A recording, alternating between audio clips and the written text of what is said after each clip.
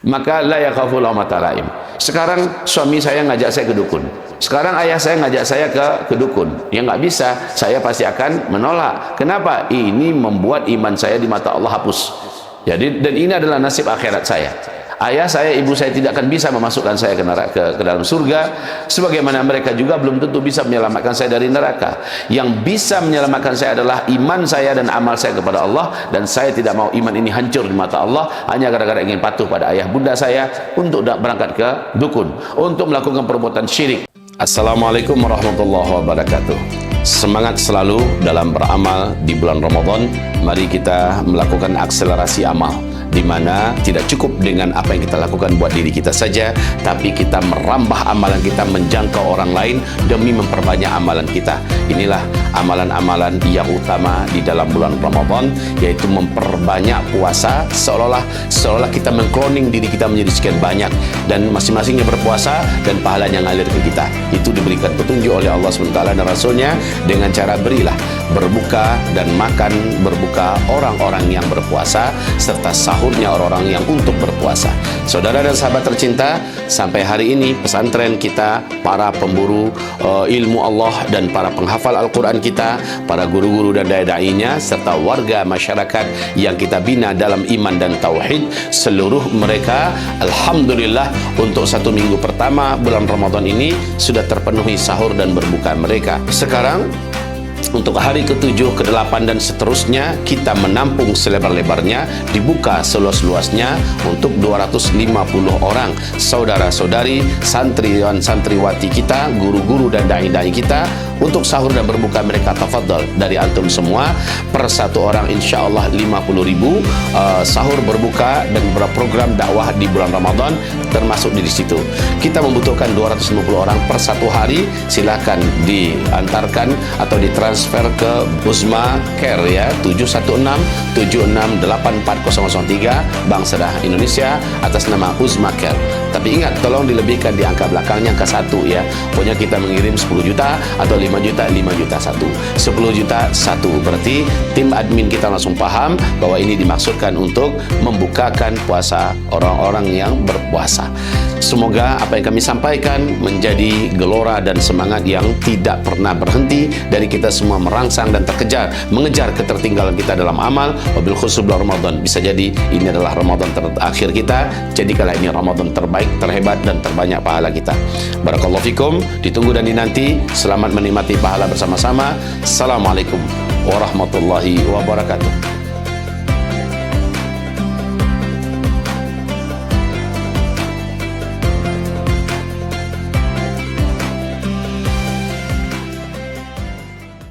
Bismillahirrahmanirrahim. Assalamualaikum warahmatullahi wabarakatuh.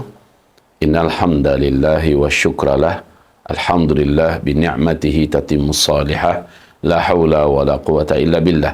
Allahumma salli wa sallim ala habibillah sayyidina Muhammadin Rasulillah sallallahu alaihi wasallam wa man tabi'ahu bi ihsan ila yaumil qiyamah. Wa ba'du. Alhamdulillah, kita sampai pada saat ini pada hadis yang ke-27, dan ini adalah karakteristik orang-orang yang layak memikul beban untuk mengambil puncak tertinggi pahala dalam Islam, yaitu ribat atau jihad fisabilillah, dan khususnya di Baitul Maqdis, Palestina. Mari kita lanjutkan kitab kita Al-Arba'una fi Thughuril Murabitah bi Baitil Maqdis wa Aknafi Baitil Maqdis. Hadis yang ke-27 ini judulnya atau temanya adalah ta'atul murabiti liman yalihi fil qiyadah. Ketaatan seorang yang ditugaskan atau seorang yang sedang bergerak untuk tugas ribat dan jihad di sabilillah dengan para komandan-komandan di atasnya. Kita dengarkan hadisnya an Ubadah ibn Samit radhiyallahu anhu, dari Ubadah bin Samit, semoga Allah ridha kepadanya, qala, dia berkata, bay'ana Rasulullah sallallahu alaihi wasallam ala sam'i wa ta'ah fil mansyati wal makrah. Rasulullah mengambil baiat dari kami, yang isi baiatnya adalah ala sam'i wa ta'ah, agar kami tetap mendengarkan instruksi mendengarkan nasihat dari atasan kami, dari komandan kami, wa ta'ah, dan mentaatinya, fil mansyati wal makrah. Apakah dalam urusan yang kami bersemangat mengerjakannya, wal makrah, dan urusan yang kami tidak suka mengerjakannya, tetap dengarkan perintahnya, taati. Saudara dan sahabat tercinta, hamba-hamba Allah yang kami muliakan, hadis ini masih setengah ya, belum selesai, tapi kita uraikan ini dulu. Sebenarnya, saudaraku, bahwa sesungguhnya di dalam Islam ini, siapapun saja, apakah sipil, apakah militer, apakah polisi, apakah pemerintahan, atau siapa saja, Islam mengajarkan prinsip-prinsip kemiliteran. Dari kecil sudah diajarkan prinsip-prinsip kemiliteran itu, ya, di mana umur 7 tahun anak sudah mulai dididik untuk mengetahui hal-hal yang sangat urgen dalam agama, hal-hal yang sangat wajib dalam agama. Umur 10 tahun bahkan sudah boleh diberikan hukuman. Ya, hal ini berlaku di dunia militer.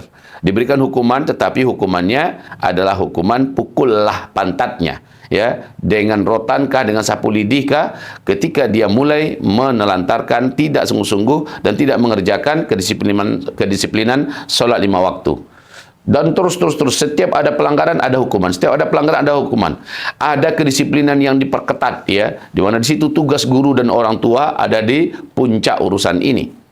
Jadi saudaraku, di sini diperintahkan oleh diambil baiatnya. Sebenarnya ada baiatnya ini, bayana Rasulullah SAW. Rasulullah SAW mengambil baiat dari kami, ya. Kami memberi baiat kepada beliau ala sam'i wa ta'ah, untuk senantiasa mau mendengarkan instruksi, mendengarkan orderan, menjalankan perintah, ya, wa ta'ah, dan mentaati, fil mansyati wal makrah, ya, dalam apa saja urusan yang kami senang mengerjakannya, ya. Kamu di bagian media kan senang tuh mengerjakannya, di dalam ruang tertutup, tidak terimbas oleh matahari, tidak ada angin-angin, enak di depan komputer dan sebagainya, ya, di dalam ruangan AC ada air minum. Wal makrah, atau dalam instruksi yang berat, ditugaskan kita untuk menembus hutan, untuk mengambil ini, untuk mengerjakan ini, untuk ronda di anu dan sebagainya. Wal makrah, pekerjaan yang berat, apalagi pekerjaannya nanti terkait dengan masalah yang bisa menyebabkan nyawa ini melayang, ya, seperti ribat itu sendiri. Terus wa alla nunazi'al amra ahlah, dan jangan sampai kami berani memberontak. Ini ya, jangan sampai kami melawan, dan jangan sampai kami mencabut sami'na wa ata'na, ya. Mulai hari ini saya mencabut status saya sebagai sami'na wa ata'na kepada komandan saya. Nggak boleh seperti itu. Di kemiliteran, ya, ini prinsip tidak bisa ditawar-tawar. Dan semua kita muslim wajib melakukan hal yang sama. Anak kepada orang tua, rakyat kepada pemimpin, ya, bawahan kepada atasan, semuanya ada peraturan seperti ini. Saudara dan sahabat tercinta, apabila kita menyimak, maka sungguh demi Allah, ini menjadikan Islam itu mampu berkuasa di muka bumi ini sebelumnya ribuan tahun. Karena mereka hidup di atas kedisiplinan yang tertata dengan tatanan langit, ya, dengan prinsip-prinsip aturan Allah Subhanahu wa taala, menjadikan generasi ini mampu bernafas panjang, mampu menyelam dalam jangka yang panjang di kehidupan dunia ini, memimpin dunia, sehingga mereka pada akhirnya memberikan prestasi-prestasi yang terbaik dalam sejarah mereka. Baik, wa antaquma au taqula bil haqqi haitsu ma kunna. Apabila engkau sudah melakukan itu, yaitu sami'na wa ata'na, siap komandan, siap bos, siap bapak, siap ibu, siap guru, siap ustaz, ya. Bila mereka kalian sudah punya prinsip itu, wa antaquma au taqula bil haqqi haitsu ma kunta. Engkau harus menegakkan kebenaran di mana saja engkau berada. Siapapun engkau, siapapun di depanmu, maka bukan orang di depanmu yang akan menjadi perhitunganmu. Dia adalah ayah saya nggak sanggup nanti menyampaikan kebenaran. Dia adalah pimpinan saya, nanti saya nggak bisa menyampaikan kebenaran. Dia adalah istri saya, dia adalah suami saya, dia adalah datuk saya, dia adalah paman saya. Siapapun dia harus mendengarkan kebenaran dari lisanmu. Ya, Tetapi memang ada di kitab yang lain atau di hadis atau di ayat yang lain tetap menyampaikan dengan penuh sopan santun, dengan penuh adab, dengan penuh hikmah dan kebijaksanaan. Tidak boleh main membabi buta. Ini kan kebenaran ya. Bapak kalau nggak dengar ini kafir ya. Ibu kalau tidak mau dengarkan ini, ibu masuk neraka. Ibu ini sama dengan hewan-hewan di kebun binatang dan sebagainya. Naudzubillah. Tetap saja harus mengindahkan norma-norma, etika, adab dalam menyampaikan ya.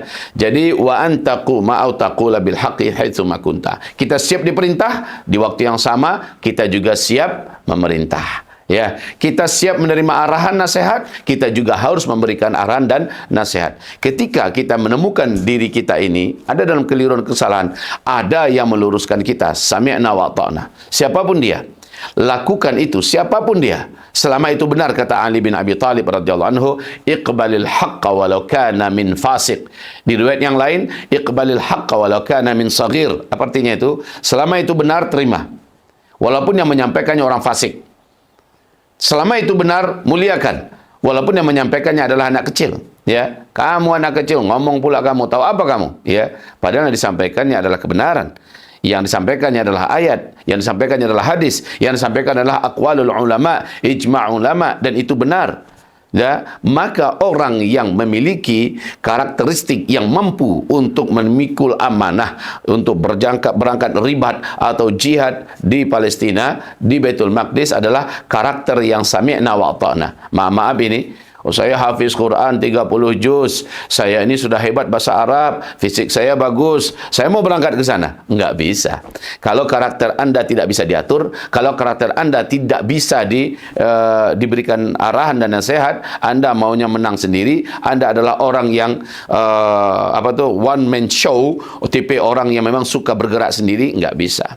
Orang seperti ini tidak bisa diikut sertakan dalam hal besar, apalagi dalam urusan yang terkait dengan jihad dan ribat. Ke Palestina lagi, nggak bisa. Harus memiliki karakter yang seperti ini. Di hadis yang nomor 27 ya.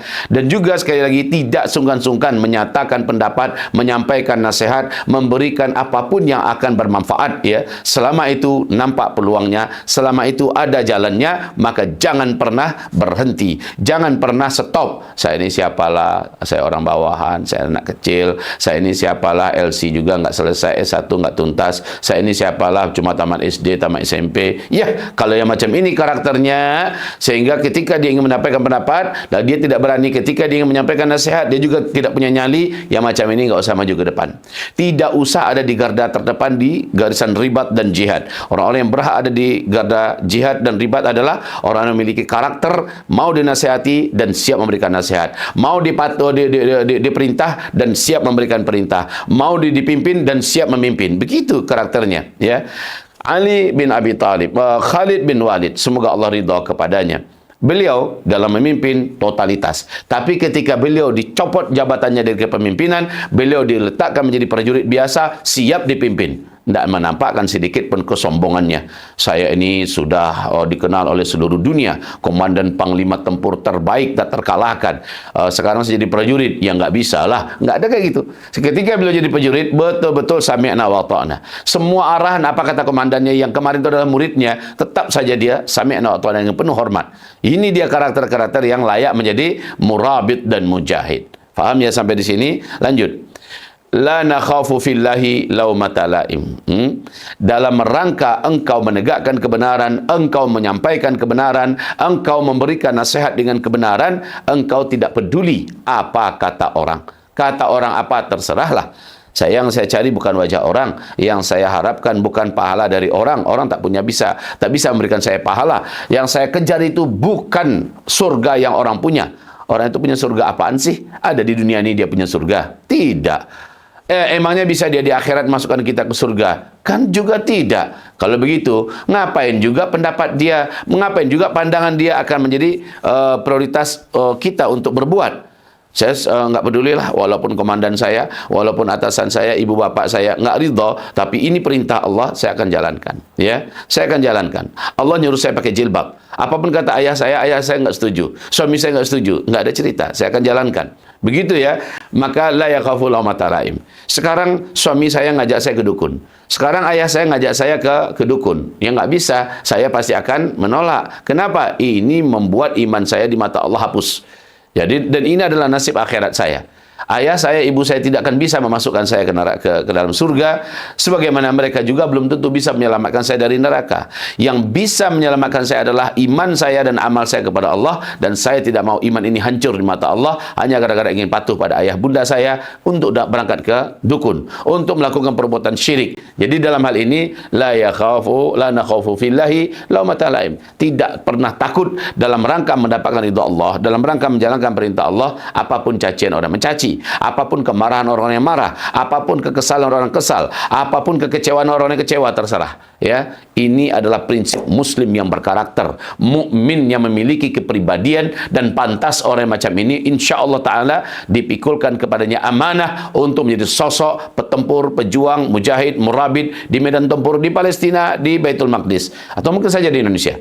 Sebenarnya kalau prinsip-prinsip ini disuntikkan kepada TNI kita, TNI Angkatan Darat, TNI Angkatan Laut, Angkatan Udara, demi Allah, mereka sudah boleh dikatakan 8 atau mungkin 90% sudah mengamalkan ini. Ya, tinggal arahnya ke Allah lagi. Arahnya adalah bagaimana sesuai dengan Al-Quran dan Sunnah. Tapi setelah ini luar biasa. Prinsip-prinsip seperti ini mulai dari hadis nomor 21 sampai hadis yang ke sekarang, saya perhatikan adalah karakteristik yang harus terbangun pada sosok seorang muslim yang layak dikirimkan untuk berangkat ribat dan jihad ke Palestina, ya, atau untuk berkecimpung dalam jihad di sana. Jadi pastikan bahwa para pejuang yang ada di bumi ribat di Baitul Maqdis, di Palestina, seluruh mereka disuntikkan dulu prinsip-prinsip ini, didisiplinkan dulu dengan karakteristik ini, barulah mereka diberikan amanah step demi step, ya, selangkah demi selangkah. Kadang-kadang diawali dengan urusan yang remeh-temeh dulu,